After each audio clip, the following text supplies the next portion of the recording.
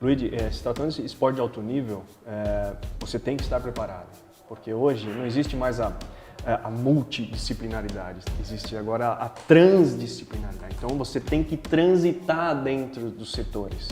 Então o seu contato com a fisioterapia tem que ser full-time, fisiologia, departamento médico, medicina do esporte, a nutrição, a psicologia.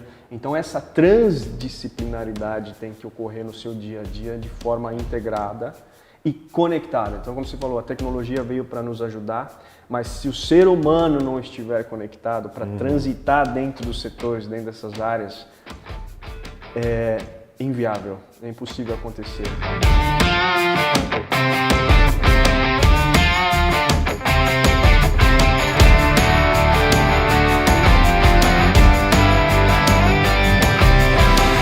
Fala pessoal, bem-vindo a mais um episódio do podcast da Elite Training. E hoje eu vou conversar com o Marco Aurélio Schiavo, o Magu.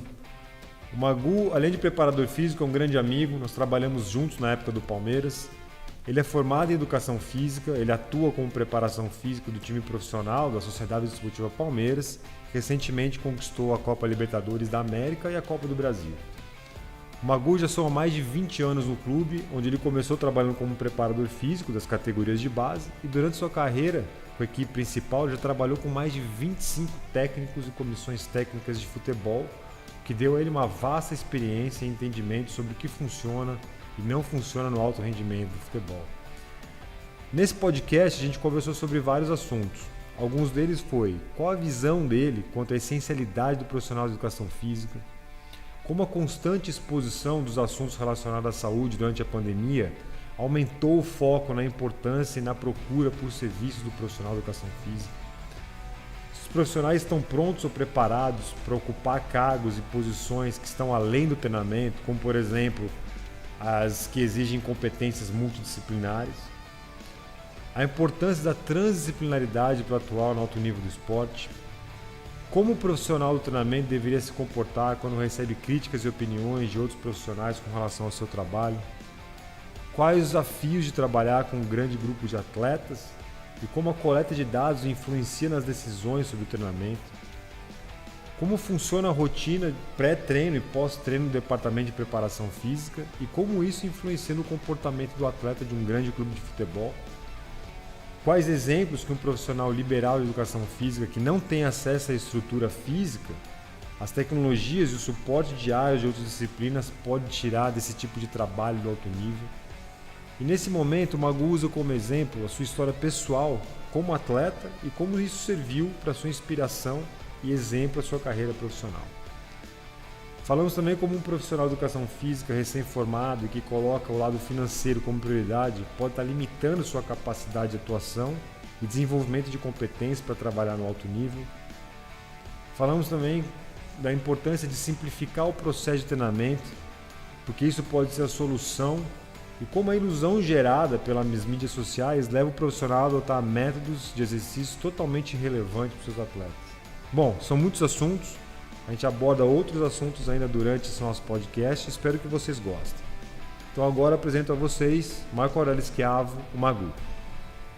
Bom pessoal, hoje eu estou aqui com o Marco Aurélio Schiavo, o Magu, que ele é chefe de preparação física do Palmeiras, e dando continuidade naquilo que a gente tem feito, de pegar a visão de outros profissionais, de profissionais da área da educação física e de profissionais da área da saúde no geral, para abordar um assunto importante, que é o tema geral de grande parte das nossas entrevistas, né?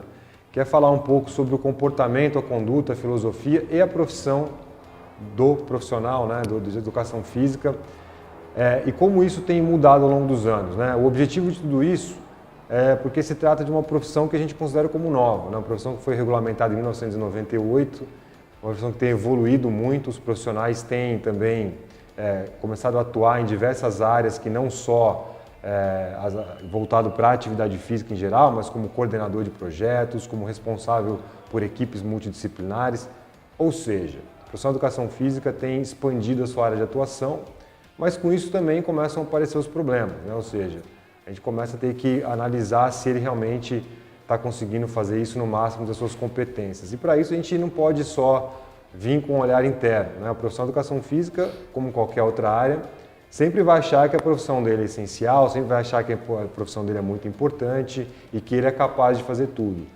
No entanto, a gente tem que começar a entender e começar a enxergar também como outros profissionais da área enxergam a nossa área ou como profissionais que trabalham numa esfera diferente enxergam a profissão no geral. E hoje nós estamos aqui com o Magu. Obrigado por estar aqui com a gente hoje. A gente já se conhece há bastante tempo, eu conheço muito a qualidade do seu trabalho e eu acho que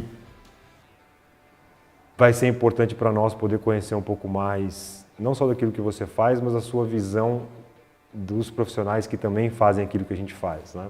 E como a gente é apaixonado pela área, você está aí já na área há 20 e poucos anos, eu também, sem querer entregar a idade aqui, mas é deixar a experiência falar um pouco mais, porque a gente já acompanhou.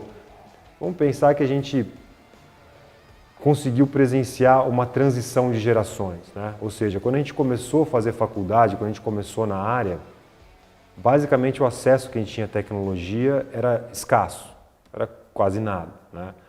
E hoje a gente está atuando ainda na área com um mundo completamente diferente com relação à tecnologia. Sim. Então a gente é uma geração que está pegando essa transição. Então quem veio antes da gente não pegou e quem está nascendo agora não vai saber o que era o mundo sem isso. Então nós somos a geração que está pegando, está conseguindo atuar na área, né, sem nada e agora com tudo. Então a gente está tendo que sofrer algumas mudanças também. Mas a gente vai chegar lá. Então eu queria primeiro que você se apresentasse um pouco, falasse um pouco da sua trajetória, para a gente depois entrar no assunto aí mais específico. Luigi, primeiro agradecer o convite, para mim é um prazer, até por nosso contato pessoal, uma amizade de longos anos e pelo lado profissional, sabe que você é uma das minhas referências, sempre te acompanho, obrigado. Sempre te seguindo, cursos, certificações, especializações, que você sempre me ajudou e me incentivou e me enriqueceu o meu conteúdo. Cara, obrigado e vamos falar bastante. Meu nome é Marco Aurélio Schiavo, sou o Magu, preparador físico do Palmeiras há 21 anos. Trabalhei com outras modalidades na época da formação universitária, mas o futebol que deu sequência na minha carreira. Então, tem bastante coisa legal para falar e obrigado pelo convite. Legal. Eu queria começar fazendo uma pergunta, Magu, que é o seguinte, você é um profissional de educação física e trabalha com outros profissionais. E você também, tua esposa também é profissional da área, ou seja, você está, obviamente, cercado de pessoas que estão fazendo aquilo que a gente faz no dia a dia. Como é que você enxerga o papel do profissional de educação física hoje?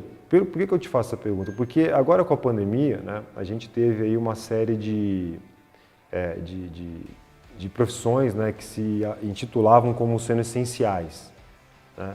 E é normal que o profissional fale que a profissão dele é essencial. Caso contrário, ele não teria se formado naquela área, se ele não considerasse que aquilo fosse essencial para alguma coisa. E o profissional de educação física foi um dos que mais debateu sobre esse assunto, porque de primeira, né, fecharam as academias, fecharam os parques, os profissionais tiveram que procurar lugar para trabalhar. E eles acharam isso injusto, porque como é que outros profissionais da saúde eram essenciais e nós não? E eu consegui entender o papel do profissional de educação física, mas ao mesmo tempo também eu entendi, né, o papel das pessoas que não consideraram isso no início como uma profissão essencial. Porque talvez a atividade física seja essencial, mas a pergunta é, o profissional era essencial? Ou a pessoa não poderia fazer a atividade física sozinha? Quer dizer, isso não quer dizer que ela não iria treinar, mas será que a gente era essencial? Eu queria saber a tua opinião com relação a isso para a gente começar a entrar nesse assunto. Eu acho que demorou um pouco para cair a ficha, mas assim, eu vivenciando no dia a dia, até pelas ações, como você falou, da minha esposa, até dos meus, eu tenho alguns alunos particulares também, e percebi uma mudança de foco. Percebi que no início, talvez não, mas foi caindo a ficha da população no modo geral e a procura, a demanda aumentou, acabou aumentando no fim. Porque de tanto que foi falado sobre atividade física, proteção do sistema imunológico, melhora do sistema cardio, melhora do sistema neuromuscular, foi começando a se deixar mais claro isso para a população no modo geral, do início para o meio da pandemia. Isso meio que mudou um pouco o foco e até aumentou a demanda da procura do serviço do profissional de educação física. A gente percebe alguns resultados bem interessantes, né, como o público da terceira idade voltou a praticar atividade física, minimamente como dava para fazer durante a pandemia. O pessoal mais jovem, o pessoal... Então, assim, a gente percebeu dentro do nosso raio de ação, pelo menos, um incremento, um aumento da procura, o aumento da curiosidade, o aumento mesmo ainda tendo uma série de rejeições, preconceitos ainda, mas eu percebi dentro do nosso ambiente uma melhora na procura. Por quê? Porque o treinamento online passou a ser uma ferramenta, passou a ser uma válvula de escape. Quem não fazia, passou a fazer. Bastante forte. Até. Então, e aí isso dentro da nossa raio de ação aqui, a gente percebeu uma melhora, um aumento da demanda. Aí, talvez, impulsionado por isso, veio passaram a enxergar diferente a profissão como sim essencial. Os profissionais da saúde e educação física, são os professores de educação física também, profissionais da saúde. E isso, assim, acredito que tenha e vem ajudando cada vez mais no dia a dia a população, no modo geral. Então, basicamente, foi o público, né? Foram as pessoas que falaram, bom, é essencial, porque se a procura aumentou, é sinal de que, bom, então, quer dizer que o público final, que é o que mais importa, considerou a gente como essencial, né? E aí, agora, trazendo um pouco mais para essa questão de que você trabalha num clube que tem ali profissionais de várias áreas da saúde, como medicina, fisioterapia, nutrição, e também profissionais de educação física, mas que trabalham em setores diferentes, né? Como, por exemplo, você é um preparador físico, está no campo, mas você tem, às vezes, outros profissionais que fazem captação de dados que também tem a ver com a área da saúde, né? E a pergunta que eu queria te fazer é o seguinte: obviamente que dentro de um clube isso é mais fácil de acontecer, porque o profissional que geralmente quer buscar, né, quer ir atrás de números, ou porque é um profissional que já gosta de números. Você considera que o profissional de educação física ainda, hoje, está pronto para aceitar esse tipo de trabalho? Ou seja, a gente tem algumas exceções, a gente tem isso que acontece nos grandes clubes, mas o profissional de educação física está preparado para esses cargos que muitas vezes não é só estar no campo prescrevendo treino, mas sim para interpretar dados e ter que discutir dados com outros setores? De maneira geral, estou falando. Luigi, se tratando de esporte de alto nível, você tem que estar preparado. Porque hoje não existe mais a multidisciplinaridade, existe agora a transdisciplinaridade. Então você tem que transitar dentro dos setores. Então o seu contato com a fisioterapia tem que ser full time, fisiologia, departamento médico, medicina do esporte, a nutrição, a psicologia. Então essa transdisciplinaridade tem que ocorrer no seu dia a dia de forma integrada e conectada. Então, como você falou, a tecnologia veio para nos ajudar, mas se o ser humano não estiver conectado para transitar dentro dos setores, dentro dessas áreas, é inviável, é impossível acontecer. Porque assim, não que eu entre na sua função, não que eu invada o seu processo, mas assim, eu preciso estar sabendo o que está acontecendo, eu preciso interagir com você em alto nível, se você é de outro setor, da fisiologia, da fisioterapia. Tanto é que a gente vê muitos fisioterapeutas hoje fazendo cursos de especialização em treinamento, muitos preparadores, profissionais de educação física, fazendo especializações em terapias, processos terapêuticos, se especializando cada vez mais na fisiologia do esporte, se especializando cada vez mais na medicina do esporte. Então, assim, se você se dispôs a trabalhar em esporte de alto rendimento, você não vai estar sozinho tomando decisão. Então, as decisões são tomadas em conjunto, conectadas, sintonizadas no dia a dia. Para você ter uma ideia, nós temos reuniões diárias de 25 a 30 minutos todos os dias para definir as ações, os processos, com todos os responsáveis dos seus departamentos. Então, a gente não sai da sala se não tiver todos conectados, todos combinados em cima do mesmo objetivo do dia a dia. Então, é indispensável a sua conexão e interação dentro de cada departamento.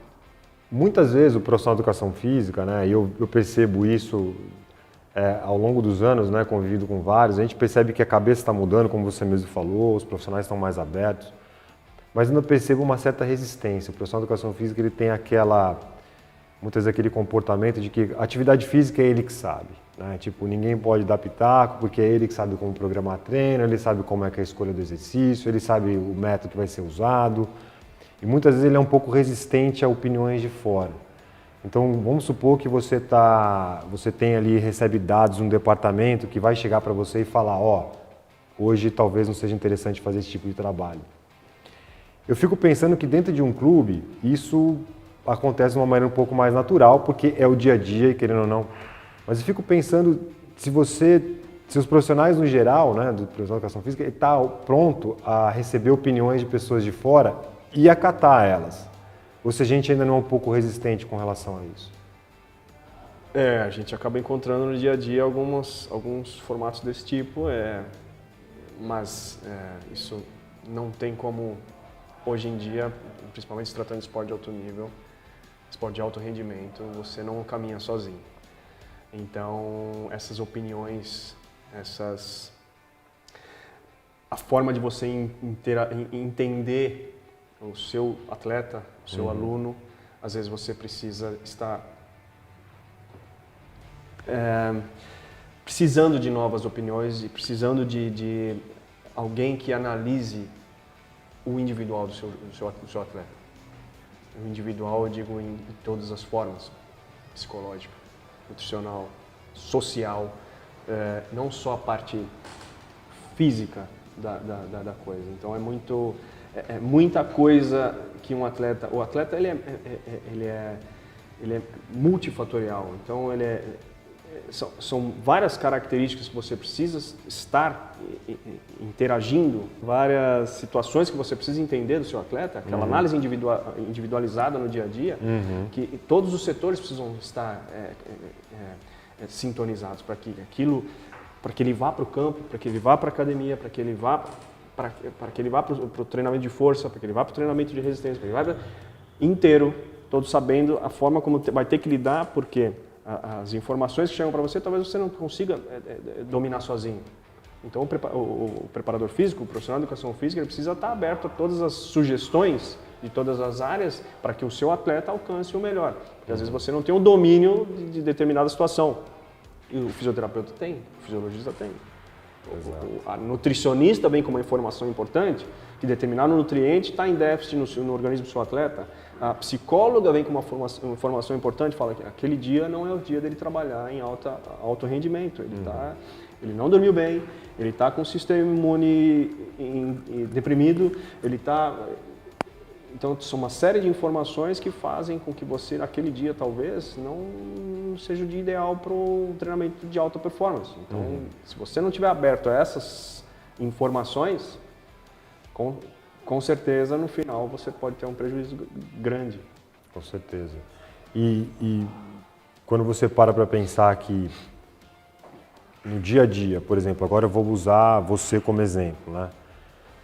Você está ali, são 30, quantos jogadores tem no plantel? 27 jogadores, cada um com uma personalidade diferente, cada um com uma idade diferente. Você tem ali sei lá, quantos dados vocês não têm coletados ao longo do dia a dia e cada um com uma característica. Qual é o maior desafio que você enfrenta no dia a dia com relação a isso? Você falou que tem as reuniões, que vocês debatem números, mas mesmo assim tem os desafios, né? Você tem aquele jogador que está mais cansado, está menos cansado, tem aquele jogador que fisicamente está bem, mas emocionalmente não. Como é que é esse desafio no dia a dia? Você pode até falar no caso específico do Palmeiras, porque eu acho que isso acaba acontecendo com todos os clubes, mas você pode usar alguns exemplos se você quiser. Isso, assim, no nosso caso, assim, né, a gente tem uma rotina, o atleta chega 45 minutos antes, uma hora antes, na verdade, do treinamento, da rotina de treino. 15 minutos são para que ele se troque, se prepare para a triagem. A triagem é justamente isso, ele vai transitar pelos departamentos. Então ele aparece no departamento médico, responde o questionário, passa na fisiologia, faz uma série de avaliações de carga interna e externa, para que a gente tenha, no momento do treino, todos esses números na mão, para saber em que rumo a gente pode tomar naquela determinada unidade de treino. Depois desses números, as reuniões já estão acontecendo, para que a gente já determine as rotinas. E assim que o atleta demonstra algum tipo de desvio, ali tanto nas avaliações fisiológicas, como clínicas, como psicológicas, que dá tempo nessa 1 hora da gente conseguir captar esses dados, chega às informações finais para que a gente tome as decisões. Ali no momento do pré-treino, que são os 40 minutos antes do treino, que a gente recebe as informações, a gente tem a oportunidade de cuidar de caso a caso. Então, para você ter uma ideia, nós somos em 4 preparadores, 5 fisioterapeutas, então todos envolvidos no processo de pré-treino, para que norte a gente vai levar a unidade daquele dia. Obviamente, a gente tem também o pós-treino, que a gente já se antecipa em saber como ele vai chegar no outro dia. A gente tem algumas informações já antecipadas, para que fique tudo mais fácil para aquele próximo evento de treino. Dentro desse pré-treino, como eu te falei, a gente tenta resolver as situações de prontidão para entregar ele o melhor possível para aquela sessão de treinamento no campo. Então a gente procura deixar um ambiente favorável para aquilo. O atleta se vê tratado como atleta e, consequentemente, ele se enxerga como atleta, que esse é o grande desafio nosso, sempre foi o nosso grande desafio dentro do futebol, fazer com que o atleta se enxergue como atleta, o jogador vire atleta de futebol. Então ele viu que ele foi cuidado pelo setor da nutrição, da psicologia, da fisiologia, do departamento médico, da fisioterapia e da preparação física. Então ele está cercado, então ele está se vendo cuidado para desempenhar o seu melhor. Então isso vai mudando o perfil. Então a gente procura deixar o ambiente favorável para aquilo. Quando a gente montou a academia, a gente priorizou muito o espaço. O espaço é sensacional. A luz, o som, tudo faz a diferença para que a limpeza, para que o atleta chegue e fale, aqui é o meu ambiente, aqui é o meu habitat, aqui eu vou me preparar para oferecer o melhor de mim dentro do campo, com a bola. Mostrar o melhor para o meu treinador. Eu preciso estar pronto para performar a hora que eu tiver aqui, a hora que eu for exigido. Então, assim, só que tudo isso teve que acontecer, levou-se tempo para desenvolver. Hoje em dia a gente fala que é um setor um núcleo de saúde e performance referência não pelos números, que diminuiu o número aumentou o número de títulos, diminuiu o número de lesões, a gente conseguiu prevenir o maior número de ações que te exponham ao risco. Não, isso tudo fez com que as informações que chegam de fora mostram que o núcleo de saúde e performance é um ambiente favorável para produção de atleta de futebol. É isso que a gente...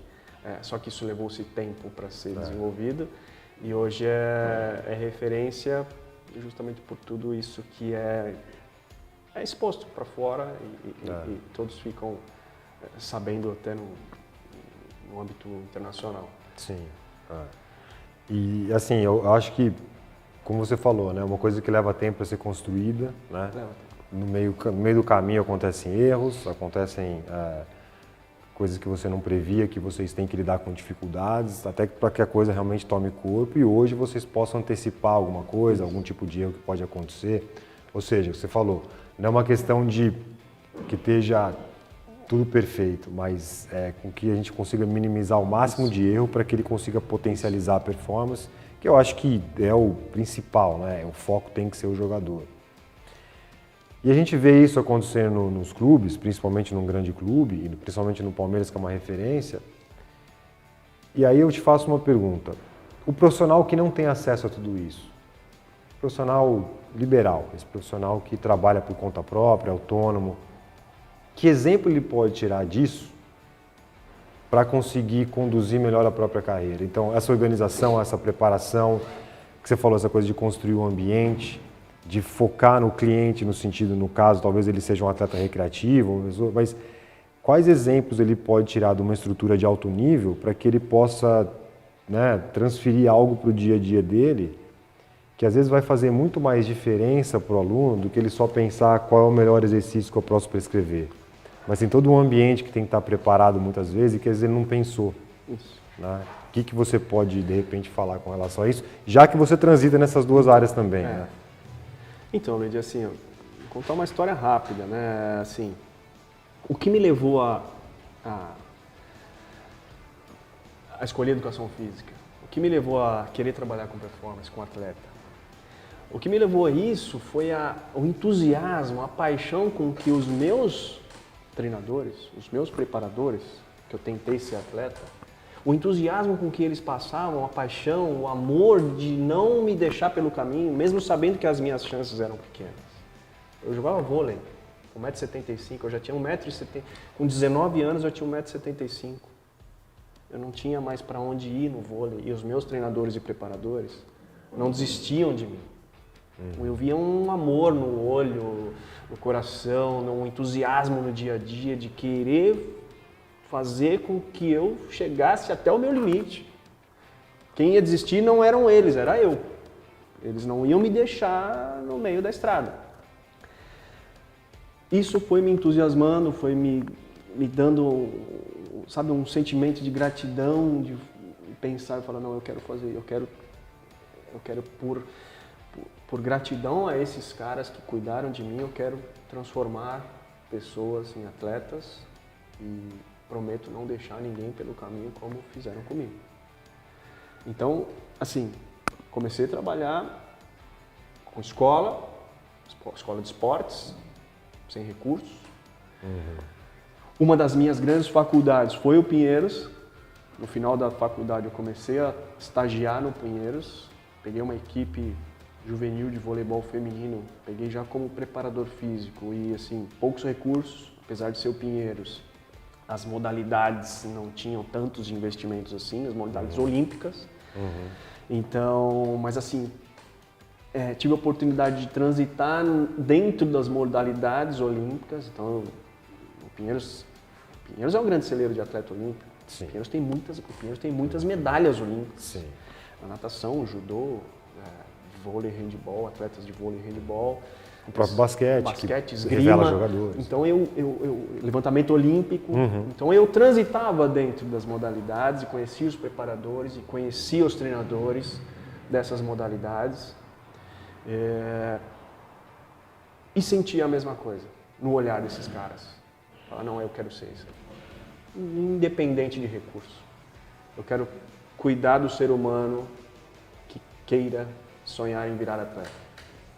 Então, assim, com mínimo recurso. Às vezes quantas vezes eu comprei suplementação do meu bolso, fruta, banana, o que eu tinha de disponibilidade para ajudar o meu atleta, eu ajudava.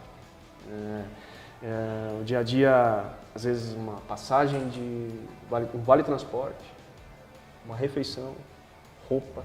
Então, assim, eu levei aquilo para a alma, para o coração. Então, foi dali onde se começou o resultado foi natural, assim. O resultado final aconteceu naturalmente, porque você não... Eu tinha um objetivo de transformar o meu atleta, independente das chances, em atleta. Não ia largá-lo pelo caminho. E o resultado final iam acontecendo naturalmente. Consegui uma promoção, consegui um título, um brilho no olho do meu atleta em vencer uma competição. Isso foi aconteceu sem medir esforços e sem também ficar focando em lado financeiro, em lado... O que dava o prazer era ver o brilho no olho do meu atleta em conquistar uma medalha, um título, uma vaga, uma ascensão profissional. Isso as coisas foram se mostrando sem segredo, sem a fórmula mágica. É a paixão de você transformar o seu produto em atleta. Magu, eu acho que tudo isso que você falou agora é muito importante, porque o que eu extraí do que você falou, principalmente quem está começando na área, porque esse foi o teu começo. E hoje o que a gente vê acontecendo muito na profissão, pelo menos é o que eu enxergo, é que o profissional já nos últimos anos de educação física, ou até no meio da faculdade, ele já começa a colocar a independência financeira em primeiro lugar. E por essa razão, ele acaba já focando a carreira dele, porque a gente sabe que é um dos setores mais rentáveis hoje, que é o personal training. Então você falou que você começou, né, no clube, você começou ainda financeiramente ganhando pouco, com desafios de não ter recurso, né, de ter que tirar às vezes dinheiro do teu bolso para conseguir ajudar um atleta. Ou seja, a mentalidade no qual te levou a iniciar a carreira, ao meu ver, acho que é a mesma mentalidade que te fez chegar onde você chegou hoje, né? Porque eu vejo que muitos profissionais às vezes se perguntam, né, que por que é tão difícil trabalhar no alto nível, por que é tão difícil às vezes trabalhar em clubes ou equipes ou instituições. É justamente porque falta essa mentalidade no início da carreira deles, né? Então todo mundo já quer sair, já quer fazer independência financeira no primeiro ano, coisa que eu acho que não acontece com nenhuma profissão, né? E eu acho que o profissional de educação física muitas vezes ele já quer escalar o topo da pirâmide sem ter passado por toda essa base que você falou que é tão importante. E ainda mais enxergando que é nessa base onde você começa a dar valor para as coisas mais fundamentais, como você deu, né? De realmente valorizar o jogador, o atleta, valorizar o fato de você não estar ali por dinheiro, mas estar ali para conseguir dar algo para ele, dar uma oportunidade, com que ele se sinta cuidado, assim como você se sentiu, né? E você enxerga então a mesma coisa no sentido de que falta o profissional de educação física um pouco mais, quando eu falo paixão, é paixão entre aspas, obviamente que ele é apaixonado pelo que ele faz, mas de desacelerar um pouco esse início, aceitar mais desafios que mesmo que não tragam uma recompensa financeira imediata, mas que lá na frente vão dar para ele algo que vai realmente tornar ele diferenciado e vai dar para ele a oportunidade de ele chegar em instâncias da carreira no qual ele não vai conseguir se ele já tentar hoje pensar só no dinheiro. Você considera isso como sendo um fator importante, que acho que a gente deveria dar um passo para trás e olhar um pouco melhor? Então, Leide, pode ser, cara, pode ser.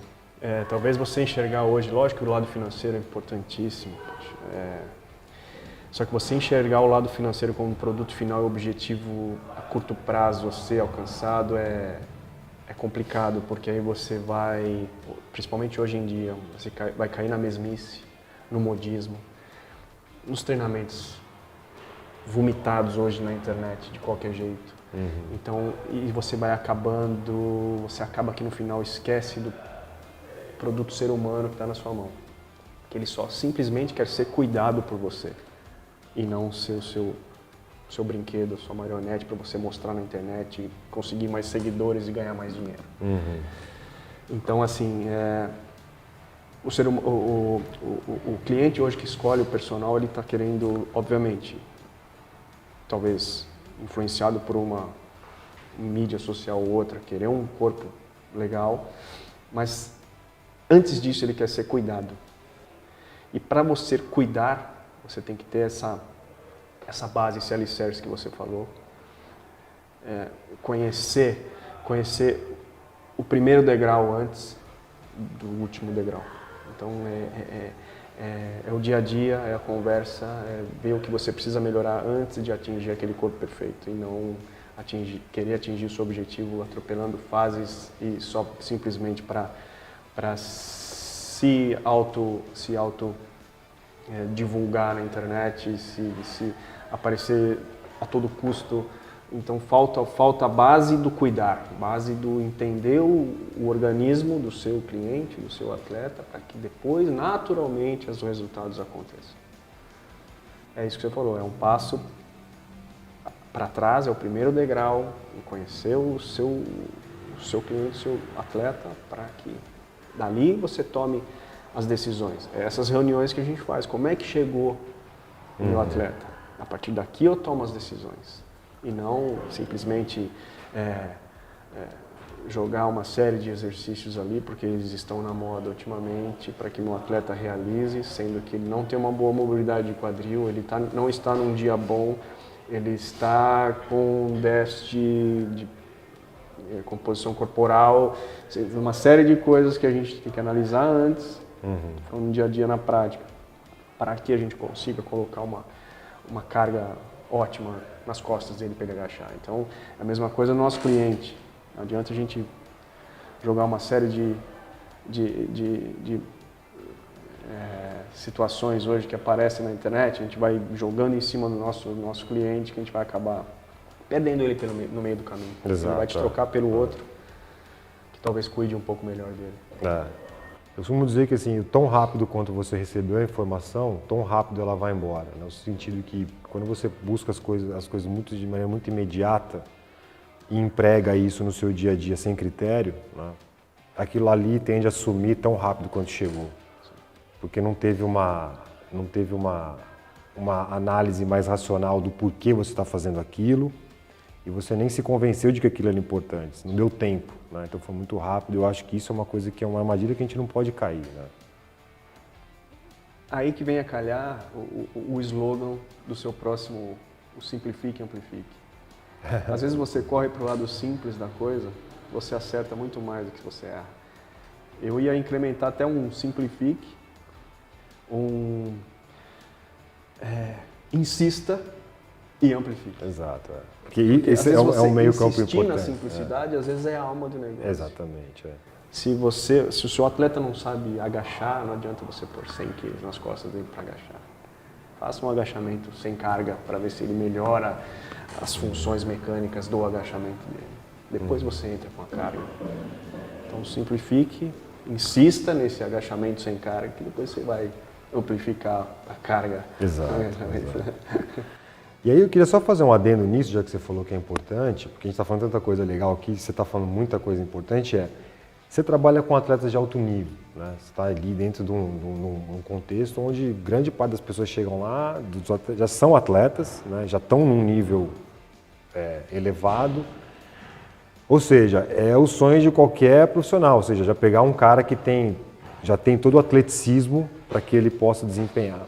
E a gente tem visto isso na internet hoje, visto muito essa questão dos exercícios, aqueles exercícios bonitos, né? Que o cara salta, pula na caixa, vira de um lado para o outro, aquelas coisas dinâmicas que você vê o cara fazendo e você fala, poxa, esse cara deve ser o melhor atleta do mundo. Você vai ver, ele é um desconhecido, ele só tem um atleticismo, ele é um menino que tem ali elasticidade, tem força, tem tudo.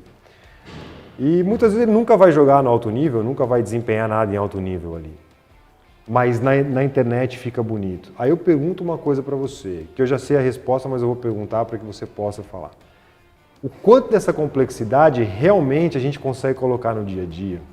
Se é que a gente coloca, porque às vezes a gente vê que o jogador precisa de coisas tão fundamentais que tudo isso que a gente vê na internet, na verdade, é irrelevante para nós, porque a gente talvez nunca nem chegue lá, porque não é isso que ele precisa. Isso aí. Né? Então, Luigi, quando o atleta chega pra gente, obviamente a gente já vem com o histórico formado desse atleta. E em determinado caso, não adianta você inventar, que aí você pode atrapalhar esse atleta no que ele já tem de bom. Lógico, a gente tenta otimizar o que esse atleta já tem de bom, potencializar o que ele já tem de bom, mas às vezes, muitas vezes, não é incrementando mais carga, que a gente sabe que ele a gente sabe que ele executa um movimento perfeito num stiff, ele faz um movimento perfeito num agachamento, um levantamento terra. Muitas vezes a gente quer potencializar isso, mas de uma outra forma, talvez melhorando uma musculatura estabilizadora, não é incrementando mais carga, porque você pode acabar atrapalhando a performance do seu atleta no dia a dia. Não é, às vezes, aumentando a altura de salto. Não, é melhorando uma mobilidade, uma estabilidade de tornozelo, uma mobilidade de quadril, uma estabilidade de tornozelo, melhorando a musculatura profunda. Então, às vezes, a gente ataca por outro lado, para aí sim potencializar essa carga dele. Ataca por um lado um pouco mais simples, simplificando uma ação de treinamento de força, pré-treinamento de potência, que aí sim vai potencializar aquela ação que você deseja. E não só inventando exercícios mirabolantes. Pra você ter uma ideia, o nosso pré-treino gira em torno de 6 exercícios. Só 6 exercícios. E lá a gente tem um arsenal tecnológico. Obviamente, são exercícios que nos ajudam, porque às vezes o atleta consegue treinar sendo testado. São os equipamentos da Kaiser, são o Nordboard, são os equipamentos, o próprio Desmotec, que são exercícios que mostram números em tempo real da execução, da performance. Mas muitas vezes não é isso que a gente está querendo identificar. Lógico, o quanto ele evolui nas cargas, na sua performance, mas o quanto a gente conseguiu melhorar nas formas mais profundas, talvez uma musculatura mais estabilizadora mais ativada, uma mobilidade de quadril mais apurada, uma estabilidade de joelho mais formada, para que isso tudo no final se transforme no produto que você queria. Então simplifique, não atrapalhe e amplifique. Sai do caminho, exatamente. Mas é exatamente isso. E muita gente fala que o papel do profissional muitas vezes é dar para o atleta condições de ser atleta e não querer tornar ele atleta, porque ele já é atleta, ele já chega para você atleta. Né? Então o seu papel muitas vezes é manter ele atleta e não achar que você vai pegar ele agora, transformar ele agora num Superman. Né? Então, bom, Magu, cara, foi excepcional estar conversando com você aqui. Eu sempre costumo fazer uma pergunta final assim. Não é nenhuma pergunta, é pedir para que você fale algumas coisas que você considera como importante hoje, dar um recado para as pessoas que às vezes estão assistindo a gente, que são profissionais, que estão na área da saúde. De 1 a 3 coisas que você considera como sendo fundamentais, né, na condução da carreira do profissional. Você falou agora, né, que simplificar, né, não entrar não atrapalhar, insistir para amplificar, mas algumas coisas que você tem como princípio, que você de repente acha que é importante, que você pode compartilhar, para que o profissional possa ser um melhor profissional daqui para frente, já que a gente está ganhando mais notoriedade, mais seriedade, a profissão tende a evoluir, a gente tende a ganhar realmente mais importância no meio, o que a gente não pode perder de vista? A nossa essência, Luigi, acho que a gente não pode perder de vista o que nos levou a fazer educação física, o que nos levou a querer trabalhar com atleta, com o nosso aluno, porque assim, o que a gente vende, que produto que a gente vende? O que a gente vende é invisível, o que a gente vende ainda está na nuvem, né? O que a gente não pode prometer nada. Exato. Mas como é que a gente vai fazer para que o seu atleta compre o seu produto, confie no que você está falando? E isso vai cair em tudo aquilo que eu te falei, dos treinadores que passaram na minha vida e que eu vi no dia a dia, por exemplo, no Pinheiros, no próprio Palmeiras, a paixão em querer formar um atleta, querer ver o seu atleta conquistar, chegar, alcançar os seus objetivos, conquistar os títulos, conquistar a independência financeira, conquistar o seu objetivo final. E isso foi transmitido com o que me levou a querer vender esse produto, foi a paixão, o amor, o carinho com o atleta, saber cuidar do seu atleta, saber entender em que momento ele está, saber o que está passando no organismo, na cabeça dele, para que você consiga ajudá-lo a performar melhor. Cada vez melhor, cada vez mais. É isso, é entender a nossa essência. Por que a gente escolheu isso? Se a gente escolheu isso é para cuidar de alguém. Por causa disso que a nossa profissão foi considerada profissional da saúde. A gente vai ter que vender saúde para o seu atleta. Para vender saúde, você tem que ter a habilidade de um vendedor de sonhos. Sim. De sonhos, porque para atingir o melhor potencial do seu atleta, do seu aluno, é vender sonho. E para vender sonho é só brilhando o olho, Luiz. Você é melhor do que eu, sabe falar dos atletas que você trabalhou também, a referência que você é para todos esses profissionais, é fundamental. Você é uma das minhas referências, eu vejo o seu entusiasmo nos cursos, nas certificações, em querer formar o profissional. E é a mesma coisa com o atleta, você sabe disso, é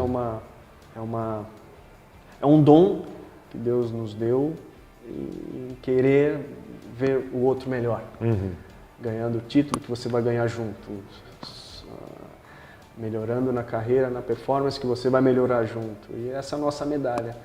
Tem uma história legal, eu num voo dessas viagens, eu encontrei o treinador do Arthur Zanetti, tinha acabado de ganhar a medalha olímpica.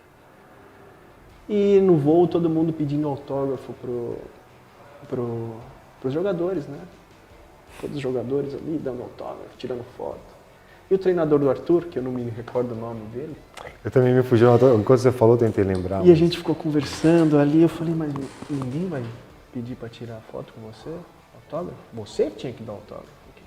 Não, esses caras ainda brinquei, né? Ele falou, não, nem fala, não quero. Não fala. E eu tirei uma selfie com ele, tirei uma foto com ele, não me recordo o nome dele. E você merece dar autógrafo. Você merece ser paparicado. Que você é um guerreiro, meu amigo. Você, com minimamente o que você tinha na mão, olha o que você ofereceu para o nosso país. Né? Você é um fenômeno. Para mim, você é um fenômeno, falei para ele. E eu via no olho dele a simplicidade de ter criado, e para ele foi uma consequência natural de tudo isso que a gente falou.